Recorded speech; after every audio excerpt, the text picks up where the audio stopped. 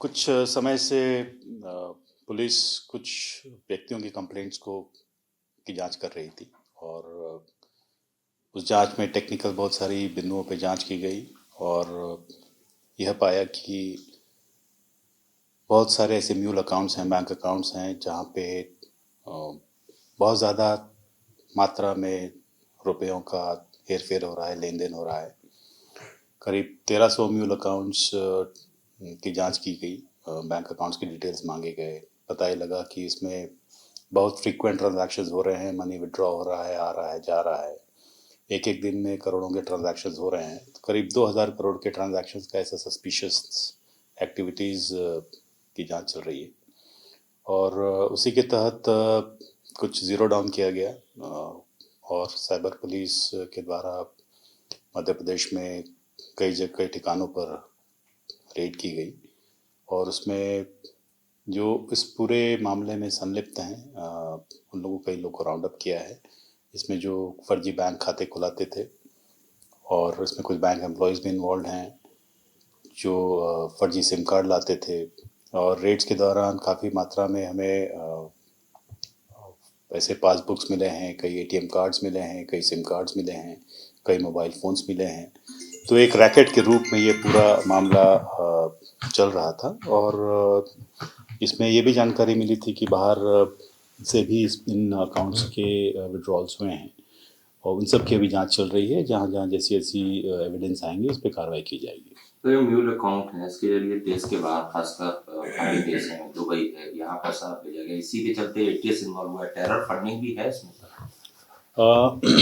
ATS का जो involvement है वो एक अलग एंगल से है और इसमें ये भी जांच चल रही है कि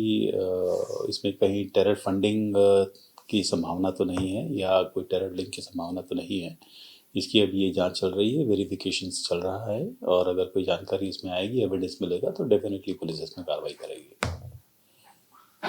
प्रयागराज में सर जो महाकुंभ हो रहा है उसको लेकर कई तरह के फ्रॉड सामने आ रहे हैं, तो आप चूंकि साइबर से डीजी भी हैं सर, तो लोग कैसे बचे हैं चीटिंग जो हो रही है बुकिंग के नाम पे, स्नान के नाम पे? देखिए, हमने तो अभी तक यही पाया है और यही हम जनता से हमेशा निवेदन करते हैं कि जब जब आप टेक्नोलॉजी का ज़रूर इस्तेमाल करिए, बहुत अच्छी चीज़ है, लेकिन अगर आप ऑनलाइन दुनिया में सतर्क नहीं रहेंगे तो आपके साथ धोखाधड़ी की संभावना बहुत ज़्यादा रहती है। इसीलिए बार बार सभी से एडवाइजरी जारी की जाती है, सभी को बताया जाता है कि अपने पर्सनल कोई भी डिटेल्स अनजान व्यक्ति से आप शेयर मत करिए, चाहे वो बैंक अकाउंट्स हों, ओटीपी हो या अन्य किसी भी तरीके के जालसाजी में मत आइए, किसी ग्रीड में मत आइए, किसी लालच में मत आइए। कोई आपको कहता है कि रातों रात हम आपको अमीर बना देंगे, रातों रात इतना कमवा देंगे, ये सब आपको धोखे में फंसाने की संभावनाएं रहती हैं। ऐसे में अनजान व्यक्तियों से आप संपर्क में यथासंभव पूरा वेरिफिकेशन के उपरांत ही आप संपर्क आगे बढ़ाएं, अन्यथा साइबर क्राइम की बढ़ोतरी होती है। आपने कहा कुंभ मेले का मेला हो या ना हो, cyber crime is on the rise, बढ़ रहा है और इसमें लोगों को जागरूक और सतर्क रहेंगे तो उनके साथ धोखाधड़ी होने की संभावनाएं कम रहेंगी। सर, ये जिस तरीके से साइबर जो है अभी नए तरह के फ्रॉड्स पकड़ में आ रहे हैं और म्यूल अकाउंट्स का इस्तेमाल किया जाता है, हम जानना चाहेंगे कि म्यूल अकाउंट्स क्या हैं और इसमें एटीएस भी इन्वॉल्व है। ऐसा माना जा रहा है कि पूरे सिनेरियो में कहीं ना कहीं ये पूरा पैसा घूम करके टेरर फंडिंग के लिए विदेश जा रहा था। तो कैसे ये सारी चीज़ें काम करती हैं आपसे फ्रॉड के मैनेज? देखिए, म्यूल अकाउंट एक्चुअली होता ये है कि जैसे आप समझ लीजिए किराए के अकाउंट्स, मतलब कई पैडलर्स मार्केट में ऐसे घूम रहे हैं जो कि लोगों को देख रहे हैं कि कौन कमज़ोर व्यवसाय कर रहा है या कोई ऐसा व्यक्ति है जिसको हम प्रलोभन दें 25-50 हज़ार रुपये में वो अपना अकाउंट खुलवा ले। तो उनका वो अकाउंट खुलवाते हैं, जीएसटी नंबर लेते हैं, उनके नाम से एक सिम लेते हैं और वो कुछ ऐसे अकाउंट्स, बैंक अकाउंट्स उनके, जैसे कैनरा बैंक का मैंने सुना है कि कैनरा बैंक का अकाउंट वो खुलवा रहे हैं कुछ लोग जिनको पकड़ा गया था। तो ऐसे कुछ वो 16 या 18 डिजिट के अकाउंट्स खुलवाते हैं। उसके बाद ऐसे वो कई अकाउंट्स खुलवाएंगे और उसके साथ में वो पैसा जो जैसे ऑनलाइन गैम्बलिंग का पैसा हो सकता है, क्रिप्टो करेंसी का पैसा हो सकता है, या फिर वो साइबर क्राइम के किए हुए ऐसे कई क्राइम है जिसका वो पैसा उसमें रोटेट होता है और वो पैसा ऐसे 40 ट्रांजेक्शन करके रोटेट करते हैं जिसके थ्रू वो ये पैसा आउट ऑफ इंडिया तक कन्वर्ट करते हैं, डाइवर्ट करते हैं, क्योंकि उनको पता है कि पैसा जहाँ से निकलेगा पुलिस वहाँ उनको पकड़ लेगी। तो वो ये ट्रांजैक्शन इसलिए इतने लगातार इतने ज़्यादा फ्रिक्वेंटली करते हैं जिससे वो उनकी गिरफ्त में ना आ पाए।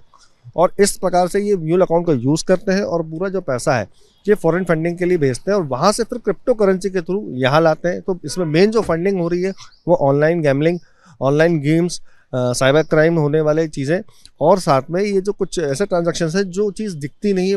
पता नहीं चल पाते, उस ट्रांजैक्शंस को भी उसी पे करते हैं। और क्या में जब इस तरीके का अकाउंट आपने एक दिन और समझाया था कि जब हम साइबर हो चाहे कोई भी इस तरीके की एजेंसीज हो, जब वो पकड़ने जाती हैं तो क्या असली इसके पीछे के लोग जो हैं वो पकड़े जाते हैं या जिनके नाम पर ये अकाउंट्स खोले जाते हैं उन तक ही पहुंच के डेड एंड आ जाता है? देखिए क्या होता है, जैसे पैडलर्स होते हैं वो आते हैं, उनको आके अकाउंट खुलवाते हैं, सब चीज़ें जानकारी देते हैं, पर उनके बारे में जानकारी उस व्यक्ति के पास नहीं होती है। तो वो जो अकाउंट होल्डर्स होते हैं जो किसी एक प्रलोभन में आके 25-50 हज़ार के प्रलोभन में आके वो अकाउंट खुलवाते हैं, अपने नाम से सिम भी दे देते हैं, क्योंकि वो सोचते 25-50 हज़ार में अपना फ़ायदा हो जाएगा, पर उसमें कोई नुकसान नहीं है। पर नुकसान यहाँ है कि जब पुलिस पहुँचती है तो पुलिस उन तक पहुँचती है और कहीं ना कहीं केस उन पर फिर कायम होता है, क्योंकि उनके अकाउंट से ही ट्रांजैक्शंस होते हैं और वही अकाउंट फ्रीज होते हैं। और मेरा सबसे कहना यही कि अगर आपके पास ऐसा कभी कोई प्रलोभन आता है या ऐसी कोई भी चीज़ आ रही है तो आपको सबसे पहले ये काम करना है कि आपको cybercrime.gov.in पे कंप्लेन रजिस्टर करनी है, 1930 पे कॉल करना है या sanchaarsathi.in पे जाके कंप्लेन करनी है। अगर आपका पैसा निकला है 40-50 हज़ार से ऊपर के करीबन निकलता है या आपके अकाउंट में पैसा आता भी है तो भी आपको कंप्लेन करनी है कि ये अनावश्यक पैसा आया कहाँ से, अगर आपको उसकी जानकारी ना हो तो। नहीं तो आपका अकाउंट भी फ्रीज होगा और आप कहीं ना कहीं साइबर क्राइम में जो क्राइम हुआ है उसमें कहीं ना कहीं संभागी रहेंगे। For exclusive and insightful videos, subscribe to our new channel ABP Live Premium.